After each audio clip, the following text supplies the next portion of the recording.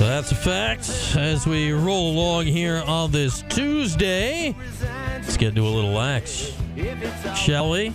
I've told you about the men. They'll be heading down to Towson in Maryland to take on Denver, which is from Colorado, on Sunday at noon. Of course, you can hear that game over on TK with Tim and Kyle. Free game starting at 11:30. But before then, we will already know if the Orange have a team in the Final Four, because the women in the Dome Thursday afternoon at 2:30 will be taking on Yale. First time in like 20 years or something like that Syracuse has played Yale. This is not a regular occurrence, but Yale is the 6 seed, Syracuse is the 3 seed, and the opening draw will be at 2:30 in the Dome on Thursday. And on the field for the opening draw, I can guarantee you this will be our next guest here, and Kate Mashewske will be taking that opening draw for the Orange on Thursday afternoon. Kate, welcome in. Congrats on the success in your career in this season so far. What's it like to be getting ready to play for another shot at the Final Four this year? Yeah, I'm super excited. It's definitely a surreal moment for me after I wasn't able to play in our Final Four game last year or any of the tournament at all. So I'm definitely pumped and looking forward to it on Thursday.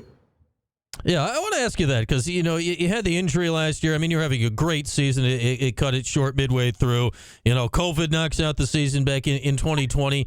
What has all of that stuff been like on your career where it just feels like, man, we're ramping up for something special, and you've kept having it cut short in times like that? Yeah, I mean, it was definitely a shell shock to us, as it was everyone with COVID my freshman year. Then sophomore year was kind of where I found my footing, taking that draw, finding my role on the team.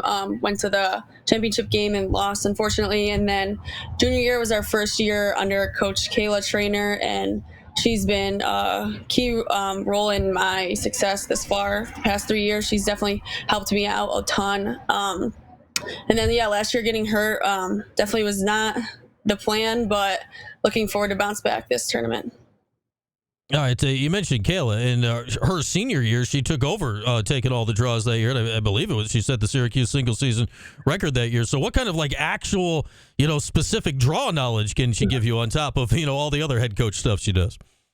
Yeah, I mean, she's great. She definitely helps with technique. One of the first things I asked her when she came here my junior year after she just coached against me my sophomore year in that championship game was, you know, like, what's my weakness? What is a scout coach going to look for? What can I improve from that perspective? I think was a pretty neat perspective for me as a player to have, and she helped me out with that. And since then, she's always helping me, critiquing me, making me better, pushing me to be my best, and she's definitely been a huge part of my success for sure. All right, Kate Mashewske is coming off the Syracuse NCAA tournament single game record, winning 20 draws against Stony Brook on Sunday. All right, you know, this time of year here, Kate, like, people will be turning on Lax for like the first time. They're like, all right, the playoffs are on. Let's try to figure out what's going on. And if you're uninitiated to it, you see the draw and you just see the ball get flung up in the air and you got no idea what's going on. From your perspective, technically and all that, what's actually happening in those moments that you have control of to be so good at what you do? Yeah, so I mean, definitely goes with a lot of preparation pregame, you know, scouting the other team, kind of what their draw girl's doing, what their circle's doing, their chemistry, kind of grasping it the best we can ahead of time, and then just doing what we do, practicing our technique, our chemistry on the circle. And for those people, I guess, who don't really understand the draw, is the ball's placed in the back of the two girls in the middle sticks, and on the whistle, like, you're doing your move to best win the ball and put it into the space to where you can get control of it. So for me, it's always, you know, trying to keep it to myself, keep it close, keep the circle out of it. And the girls on our circle on our team are great if the ball does go to the circle. Obviously, it's not going to be perfect every single time, so they're ready to get that ball when it does come to them.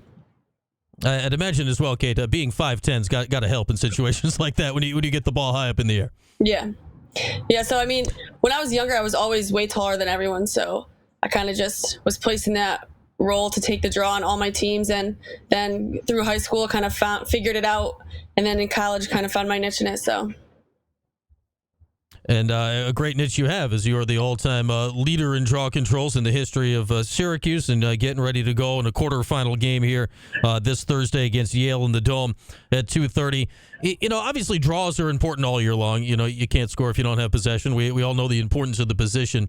How much more do you feel it landing on you in these type of games where it is so nip and tuck, where it's like, okay, like literally the next possession could decide the season? Do you embrace the moments like that of having that put on your shoulders this time of year? Yeah, I mean, I think for me, the mentality I've kind of adopted throughout this season is just every draw that I'm out there is important. No one is more important than the other. And I think it's kind of helped us in those like overtime games where, it's unfortunate that we have to get to that final draw to see who gets that possession. But if I just take it as one draw at a time and we need every ball we can get, it definitely helps relieve some of that pressure going into the tournament and going into these big games at the end of the tournament. And for me, it's just, I've always like kind of lived by it, but with pressure comes privilege. So it's an honor to be out there and have my coaches have that trust in me to get that ball for my team. All right, and you guys with one more win, you will have the privilege of a return trip to the Final Four. Does those thoughts, do they seep in right now here on Tuesday, Kate? Do you push it outside and say it's just a game? How do you handle the mental approach to a game like this against Yale on Thursday? Yeah, so for me, and my whole team, we've really just had this neutral mentality throughout this whole season, and every game's important. I mean, all season long, we worked really hard to get the 1 seed in the ACC tournament to get the advantage. And then just with our outer conference, we have the number 1 strength of schedule. So we've just been prepping all season long with these games that we're playing. And, going into Thursday, it's just, it could, like for me and a bunch of my teammates, it could be our last lacrosse game ever. So just being where our feet are, taking one practice at a time, one game at a time, and just going out and trusting our preparation. I mean, our coaches do an amazing job of preparing us for games, working out all the kinks in practice. So when it comes game time, we're ready to roll and to come out on top.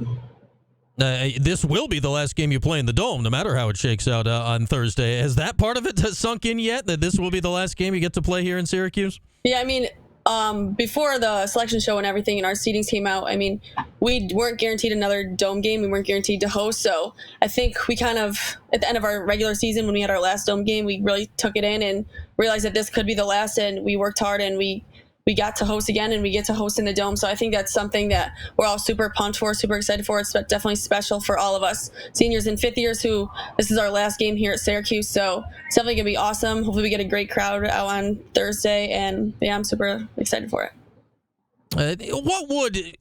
Let's say you guys win this and go to the Final Four, and let's say you pull together something special next weekend. It would be, if you guys can pull this off, the first national championship in the history of the program. Mm-hmm.